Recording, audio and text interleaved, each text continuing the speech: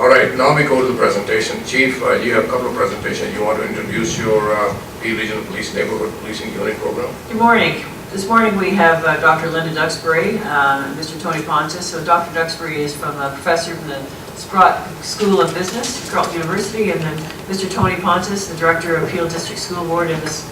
Marianne Mazarato, the director of the Peel Catholic School Board. So I'm going to have the three of you come forward. They're going to do the presentation and then there'll be open to questions on the board. Can I make a commentary about the school she comes from? One of the best schools. One of the best schools.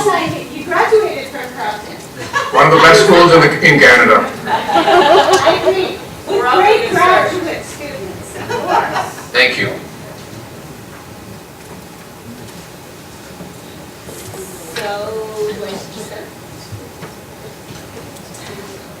So this is, thank you for inviting me. This is kind of unusual for me because I'm almost unable to sit and speak. I usually stand and speak. So this is going to be very challenging for me, so forgive me. And I tried when I put this deck together. This is a massive study. It's probably the largest in its kind in the world of this particular topic. And I would like to really acknowledge the cooperation of the school boards. It's been unbelievable. We could never have got this study done without these school boards and without the Peel Police and without your cooperation.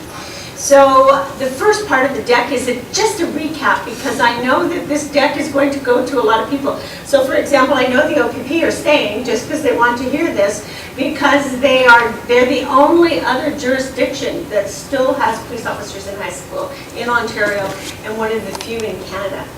And so the problem and the challenge for everybody who wants to follow this kind of program is how can you show the value of it.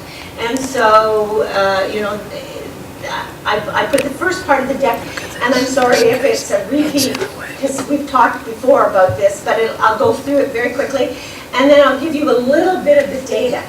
And it's only a very little bit of data. I'm completely swamped by data. We're going to have such amazing data, and again, the cooperation from the school. We did a survey in September in 5 high schools in grade 9s and 10s, and we've got over 1,300 survey responses back. And we're just going out again now. So it's very difficult to get that kind of data in these populations without tremendous cooperation.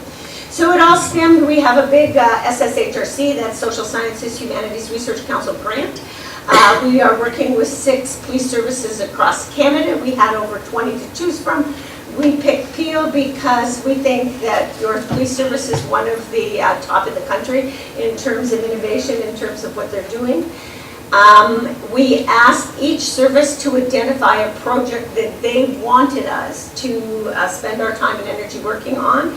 They picked the NPU program in the community, and to use a technique called social return on investment. So for example, I was talking to the OPP, and they were saying, well, how do you show the value? Because it's so much soft stuff. Everybody instinctively knows that having a police officer in a high school makes a difference. But how do you prove that, you know, is very, very, very challenging. So the NPU program was set up to ensure that through cooperative programs between the school community and the police and the neighborhood policing unit assigned to the school shall strive to create a safe and positive environment in which to learn, work, visit, and live. And so, as I said before, it's very easy to identify the costs. The costs are the time of the officers that we're devoting to that rather than other services that they could be devoted to. It's very challenging to actually, and I'm a business school prof, so, you know, we like to talk about all of the nice stuff, but show me the beef is where it eventually comes down to. And so, despite their popularity, the very first thing we did was try to look at a systemic and systematic review of these programs around the world, and we could not find anything. So the solution was to use this technique called social return on investment, and what it is a technique. You know, there's many examples, not just within policing, within municipal governments, healthcare, etc., of things that people provide a service to your community that offers value. But how do you actually quantify that value? And the technique that's being used now is called social return on investment. And it is because no matter how much we talk about morality and value, people want to hear money. And so this is a technique to translate value into some kind of dollars and cents, etc. So it will be, it is the first of its kind, and when it actually comes out, I know because people keep contacting me and saying, when is it coming? And I keep saying, soon, soon. And so it will, I think, shed a positive light on Peel, everybody who's involved in it. So just a very quick recap. So what was the purpose? It was to calculate the value of one of Peel Police many programs, which is the MPO program. We're calculating it for the police itself, the regional government, the 2 school boards who are involved, the stakeholders in the 5 partner schools, because they have spent so much time and energy, we feel obliged to give them back special presentations. All other school boards, because they're all interested in this, all other partner police services, and the community, especially in the catchment area. The background to this is the dialogue on policing is increasing all the time. Everybody is saying police cost, cost, cost. So what value do they add? And the program, the actual period of evaluation was for 1 school semester. So we started in September and we finished just at the end of February. And the goal is to do 1 more set of surveys, the longitudinal component, before March break and Easter. We have 5 participating schools. We took great care in picking our schools.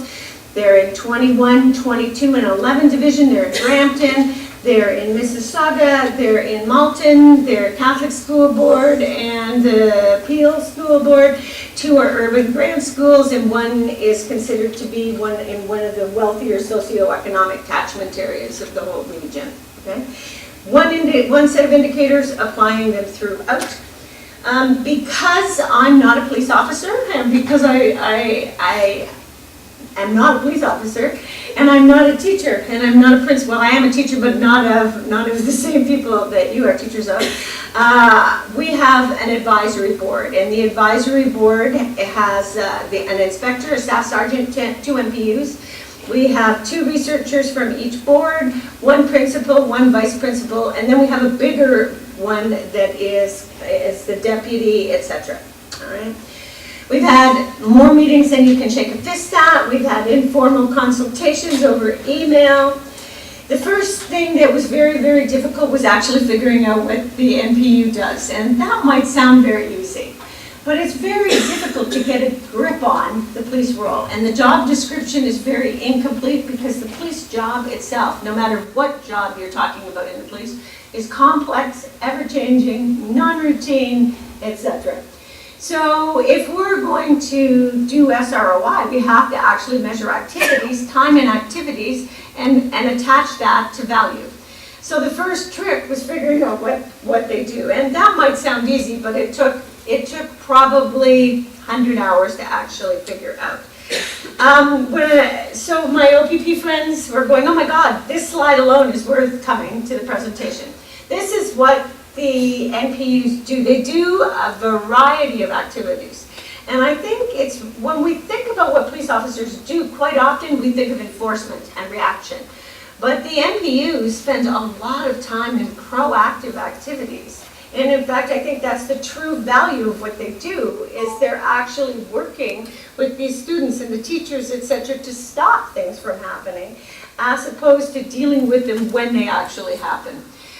So this particular matrix, police officers gather intelligence and then they use the intelligence, and they use it proactively or they use it in enforcement. And I won't go through all of these, but let me tell you that just as a measure of cooperation, the 10 NPUs in the 5 schools, the Peel Police figured out a way to capture activity data using their shortwave radios. And so all the police officers have recorded for the last 4.5 months, any time they started and ended one of these activities, which shows huge commitment.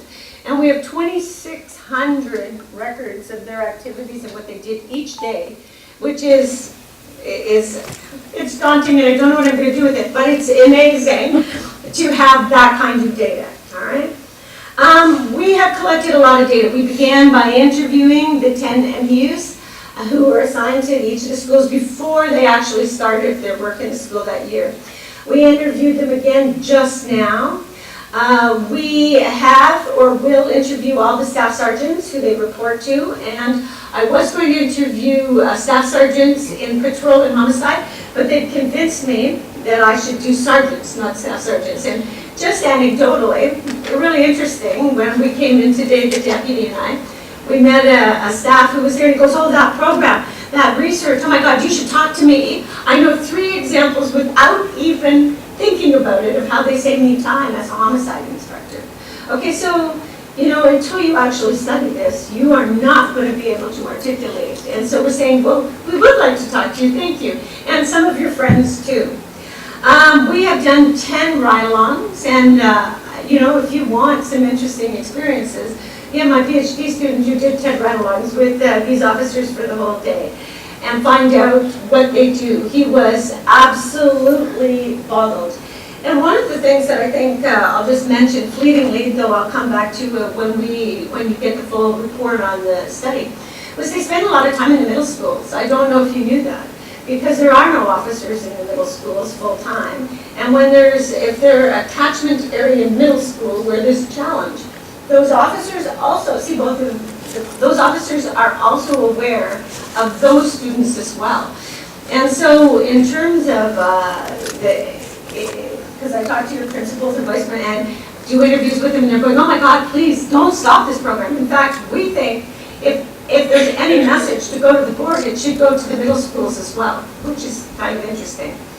We interviewed a vice principal or a principal in each of the 5 schools before the study started.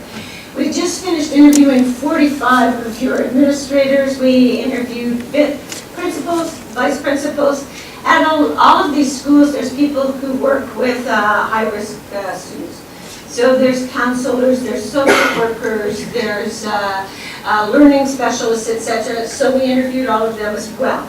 We've compiled profiles of the 5 schools where we looked at the SRI, Social Risk Index, the stuff from Fraser Institute, a lot of stuff.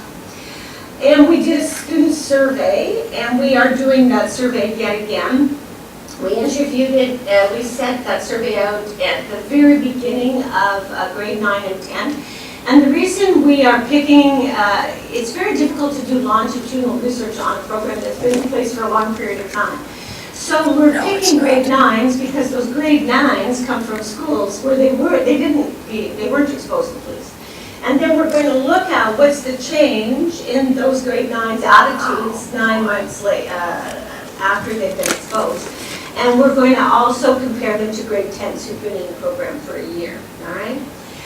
The fact that we got 1,300 respondents, and again, I can't thank you guys enough. The cooperation of your staff is amazing. It makes it a pretty interesting survey. So this survey, it collected a lot of stuff, a lot. And I can't even give you close to a quarter of the data. So I just picked some things.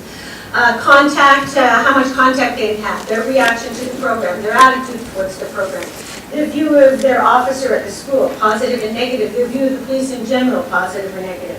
Had they or a family member or a friend been stalked by the police or been arrested by the police? Had they personally sought help? Had they sought help for a friend? Had they sought help for a family member? Because one of the things that is striking is these students build a relationship with the officers. And when there's spousal abuse at home or violence in the family, that's the police officer they come to. They don't go to Peel Police, they actually go to the officer in their school. And then, by that, it ripples into Peel Police.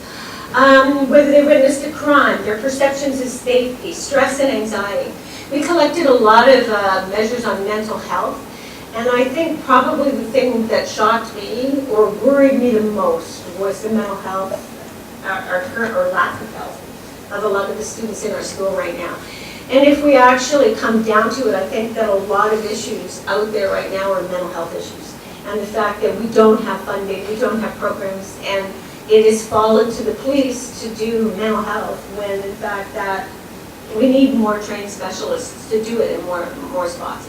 Consequences of feeling unsafe at school, likelihood of missing or avoiding school. Because if they quit school or miss school and their academics suffer, then in fact we know that that will cost them for their whole life. Because if you don't have education in this country, you tend not to have a good job and you tend to be in a cycle of poverty. Offenses, how serious they thought different offenses were, and a few things that we thought would indicate their engagement. So do they play on a sports team? Do they have a part-time job? Do they volunteer, etc.? Now the distribution was interesting. You can't get this, but I mean it was perfect. It was half male, half female, and 6% who preferred not to say. Which is interesting, because when I survey the workforce, I never have to include a question on I prefer not to say. There was a great distribution between the 5 schools. Half were in grade 9, half were in grade 10, which again is what I would have wanted. I picked selectively because I know that I've only got a limited amount of your time. We asked them about how serious they thought certain crimes were, and then how likely they were to commit those crimes and how likely they were to be caught if they commit those crimes.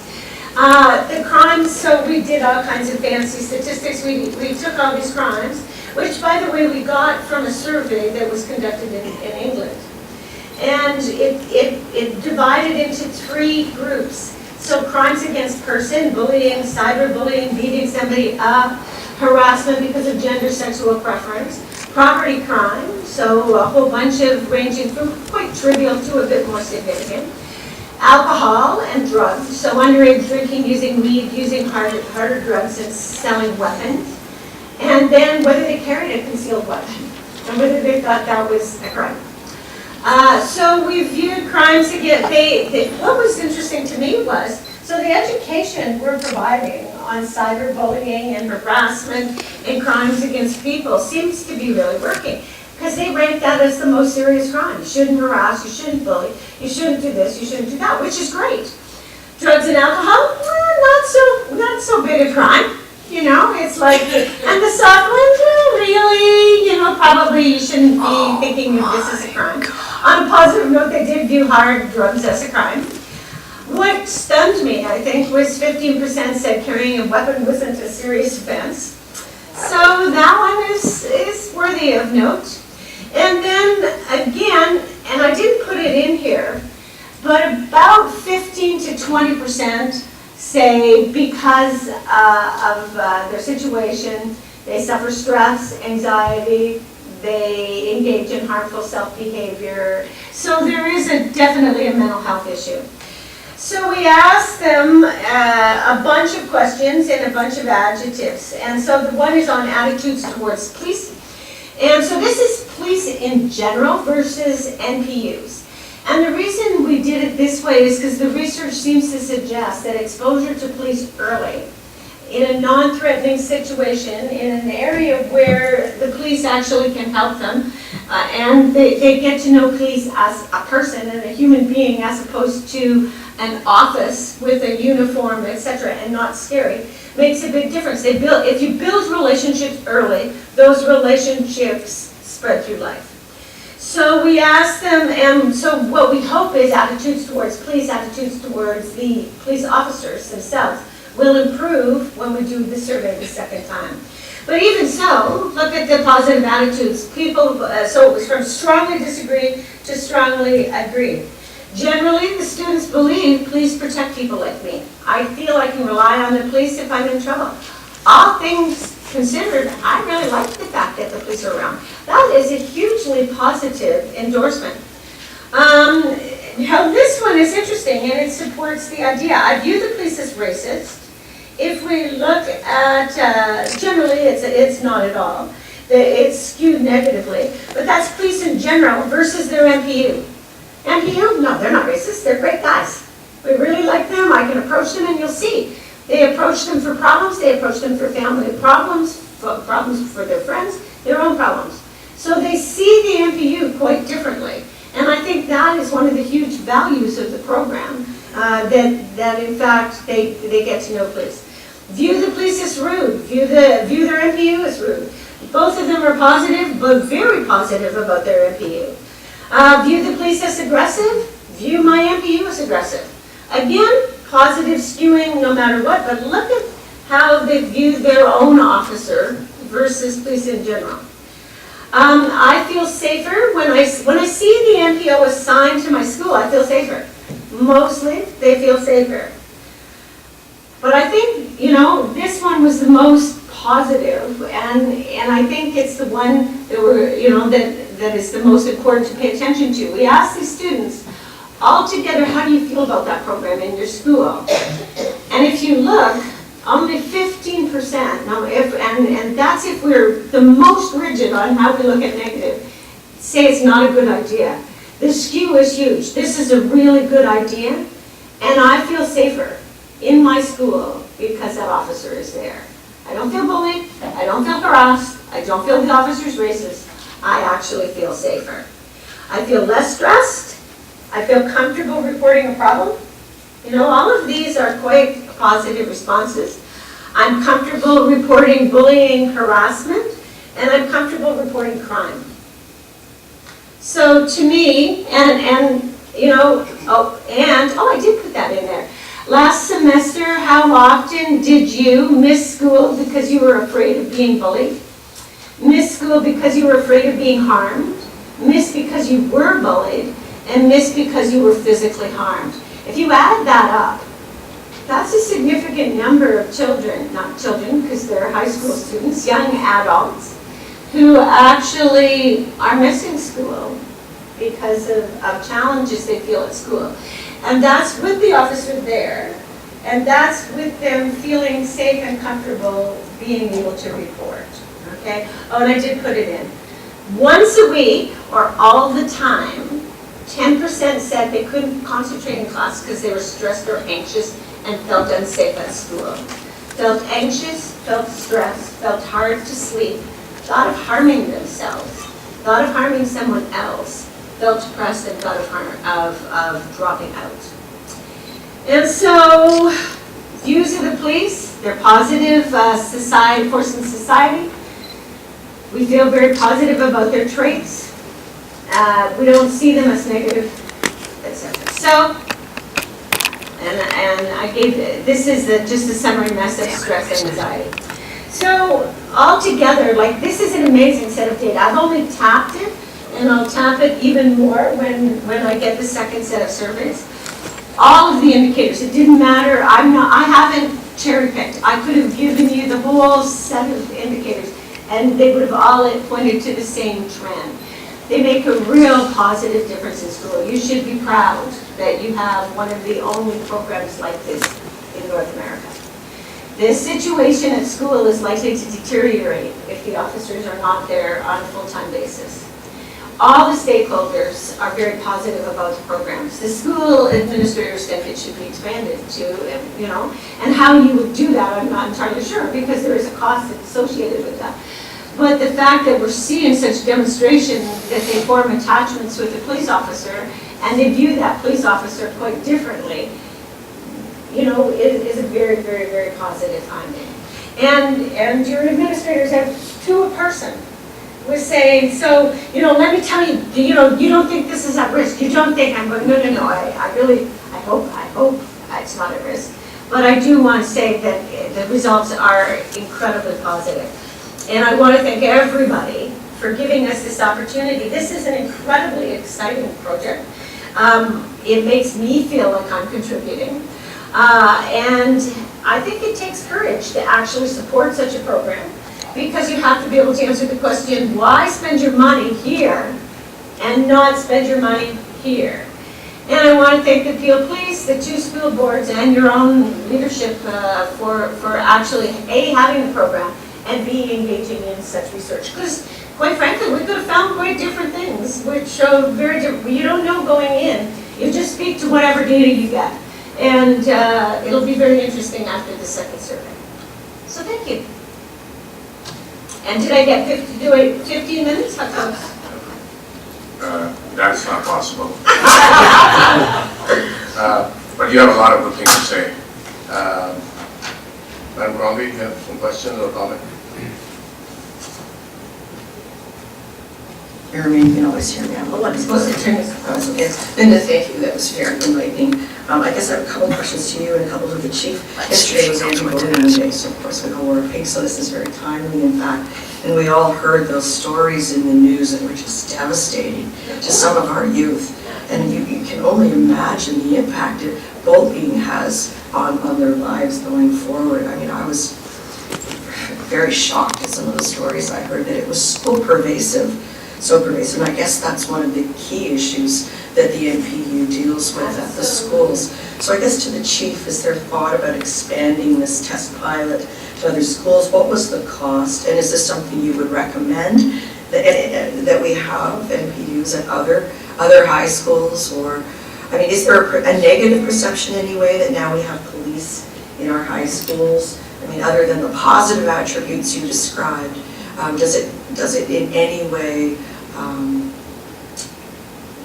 have any negative impression that the police are required to be there other than just as a mentor and a friend and a role model? So first of all, you have a police officer in every high school, everyone. Do I think it should be expanded? I absolutely So would you go to the middle schools? And I mean, I'm sure both of you will speak to that, but I was stunned at how positive an impact, and I was stunned at how much proactive policing, how much time and energy they're spending preventing and educating and stopping. They stop crimes and they stop issues before they arise. And I think that's invaluable, and hopefully I will be able to put value on it anyway. There is, so with new people who are new to the country, you have to educate them that the car is outside the police, outside the school, not because anybody's in trouble, but because of a positive kind of thing. A lot of the people in some of these catchment, in the 5 schools that I looked at, they're first generation, one in particular, more than half of the students are very recent immigrants. And so those parents are coming from countries where police are not, they don't behave in such an ethical and moral fashion as the police in Canada. And so because of that, you have to educate the parents. But in fact, it's, so for example, the Sikh community, they are closely bonded to their police officers and believe that police are hugely valuable. Some of the other communities, they're coming in and they're going, whoa. And so that requires education on part of the school administrators and on part of the MPs. But I'm not seeing negative, So building trust is a key issue for us, and it's almost like building your brand early.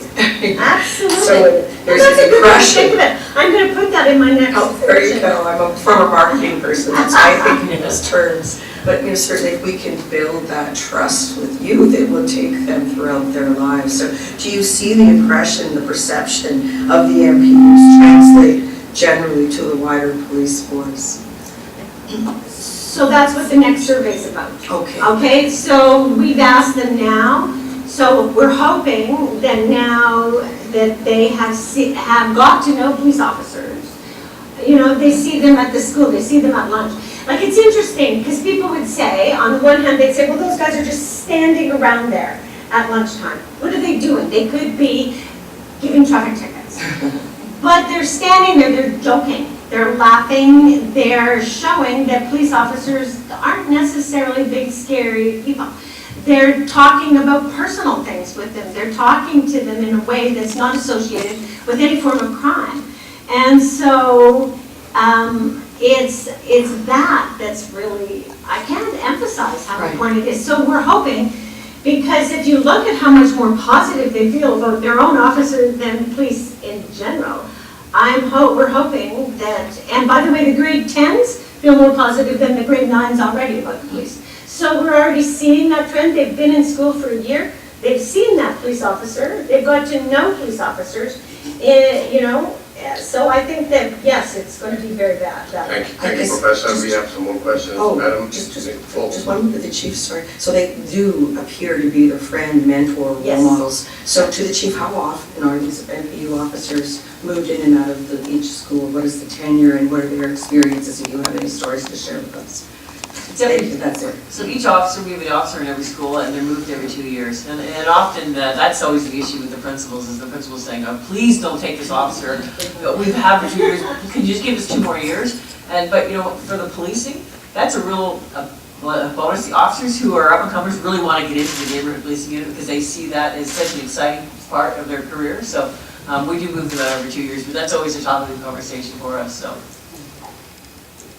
Thank you. Madam Nicholson, you had some question? Thank you for this report. My passion is our youth and their future.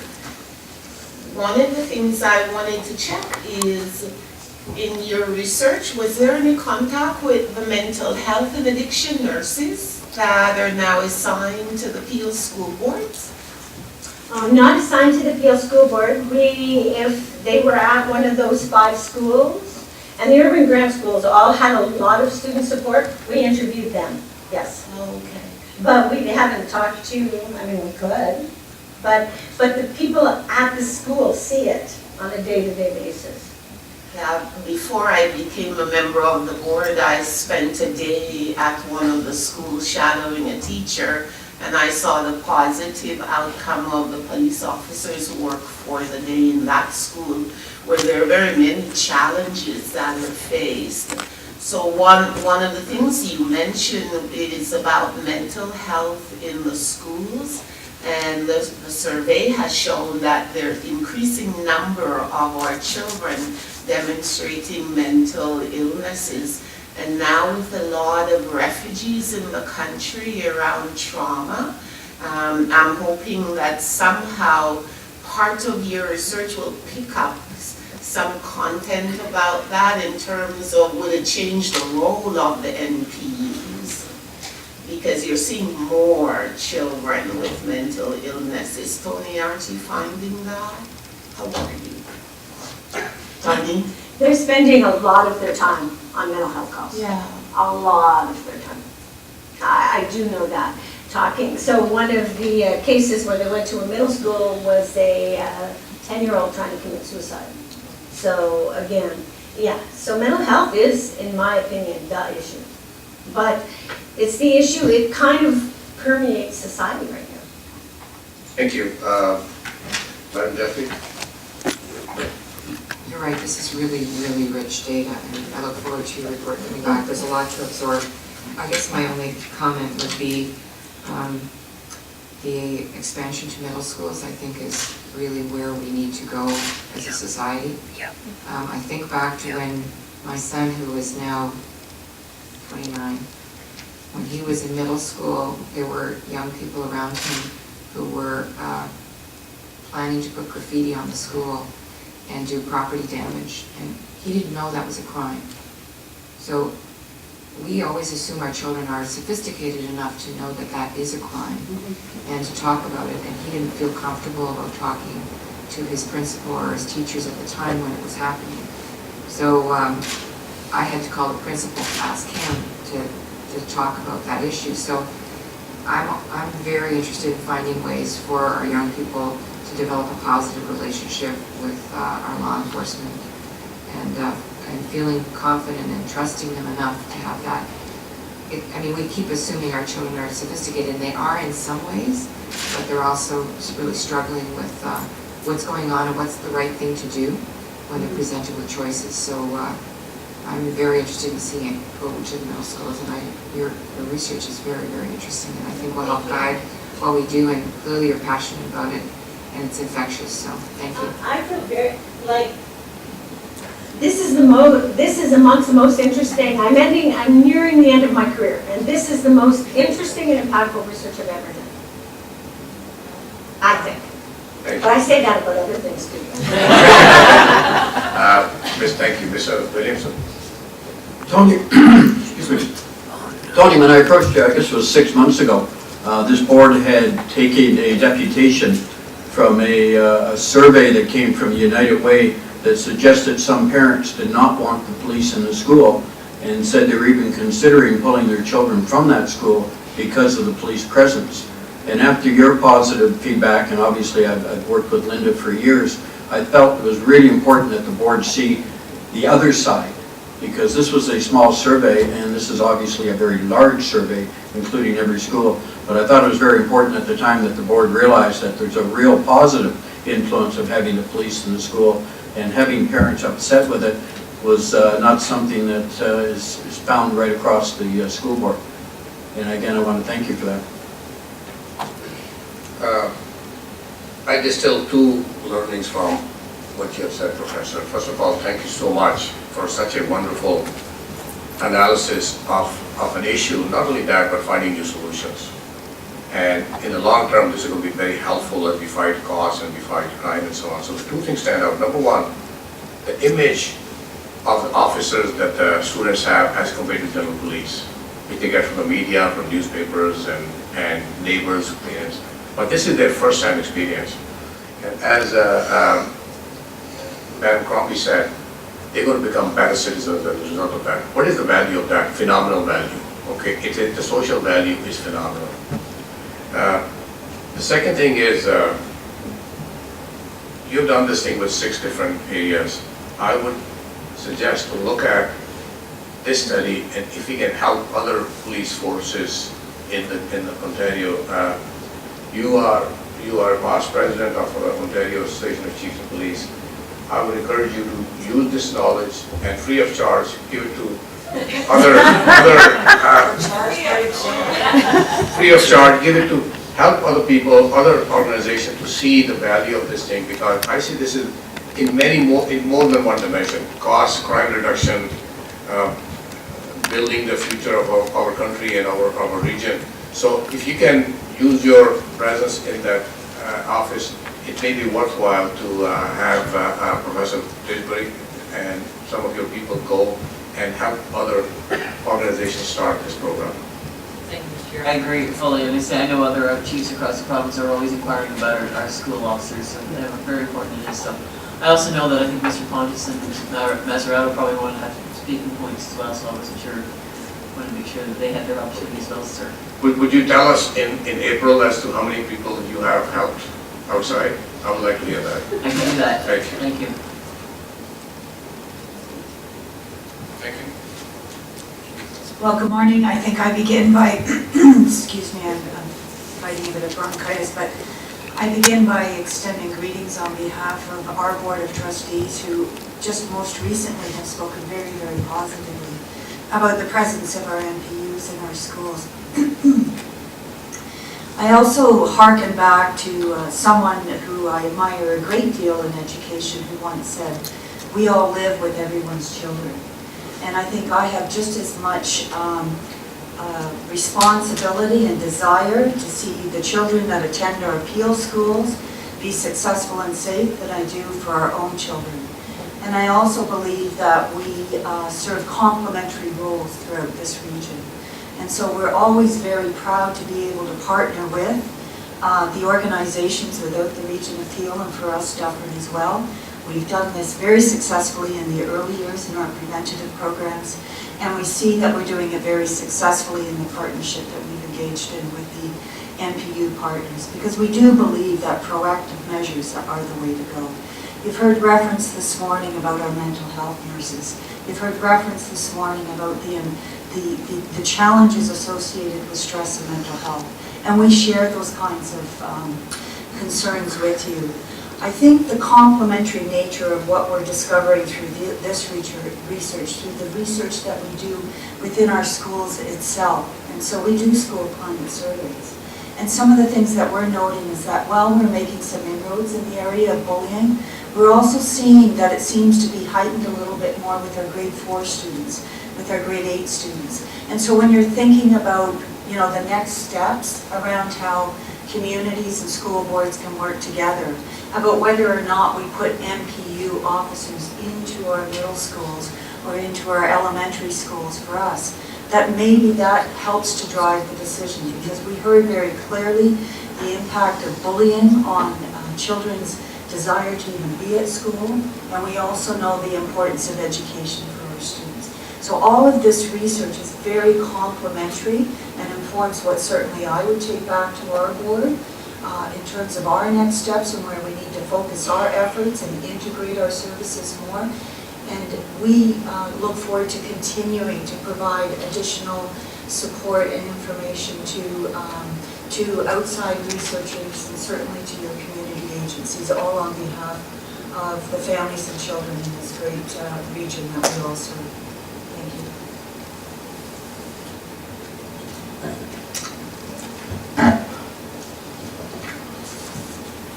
Thank you, Mary. Thank you, Mary Ann. And I too bring my greetings from principals and senior administration and the trustees of the Peel District School Board.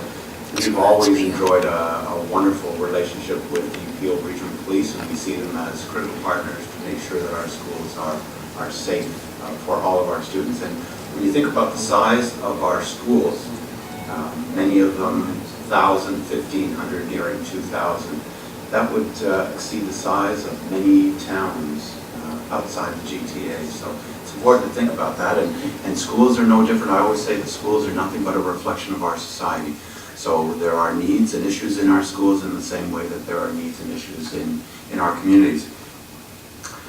Just a couple of things. I recall in 1991, I began as principal at Chinguacousy Secondary School, and the NPU program was just beginning there. I think Jeff Bond and Rob Ryan were students there. Rob happened to be a former grade 9 student of mine when I was a teacher.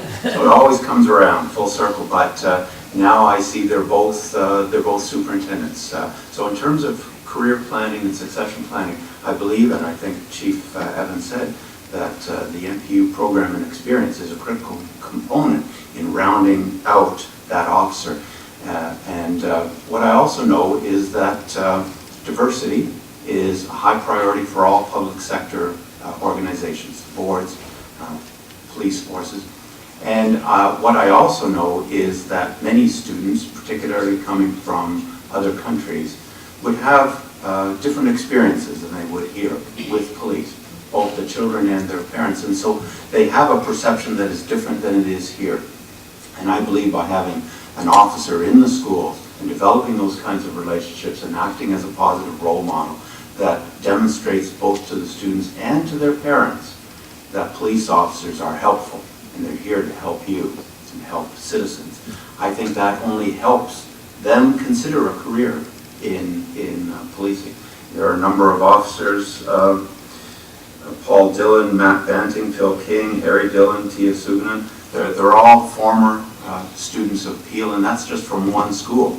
So you can imagine how many Peel and Dufferin Peel students end up becoming police officers.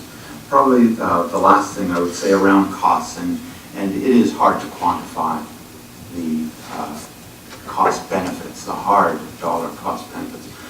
Perhaps I can give you an analogy. In education, we've determined that for every dollar spent on early learning results in a $7 savings in the future.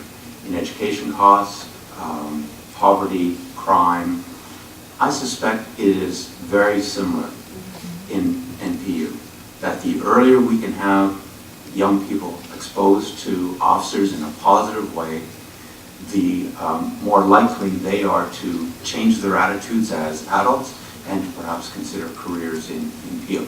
And just one final example around costs.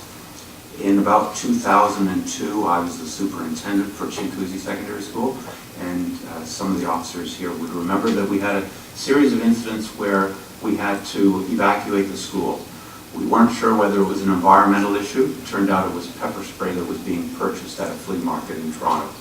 Nonetheless, there were probably 7 incidents where we had to evacuate the school, and every form of response was brought to the school. I can't imagine the cost of one of those. There were 7 of them. The police were able to solve the crime through tips that the NPU officer received from students at that school. So we could try to measure that. That's significant in terms of cost savings. This is a wonderful survey, and I don't want to burst your balloon, Linda, but we probably knew this. Certainly if you asked every principal, every teacher in a Peel or Dufferin Peel school, they would have told you the same thing, but we're delighted that we in fact have a rigorous study that tells us what we already knew. So thank you very much. Well, thank you very much. This is very positive reinforcement for a program that's working very well. And you're right, that we feel we all knew that this is the right thing. And we are helping the future generation be a better citizen. So thank you so much. And I think there's more to come. And the chief is going to be following up on considering looking at middle schools and where it can be expanded. So thank you very much. Mr. Chair, I just wanted to also just add in the fact that apparently there's 47 middle schools in the Peel Dufferin.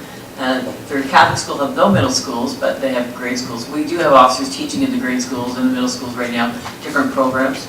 I also want to just let the board know that I've met with both Mr. Mazzarano and Mr. Pontus last month. We talked about how do we engage more students with the Peel Police in a positive way, and we're looking at, so if we can develop a program in-house that give the students the opportunity to get their 40-hour volunteer hours, working and volunteering with Peel Police, that would also give them another opportunity to work alongside us at community events to demonstrate our different relationships with the students in a different manner as opposed to just seeing us as law enforcement. So we're working with the schools as well.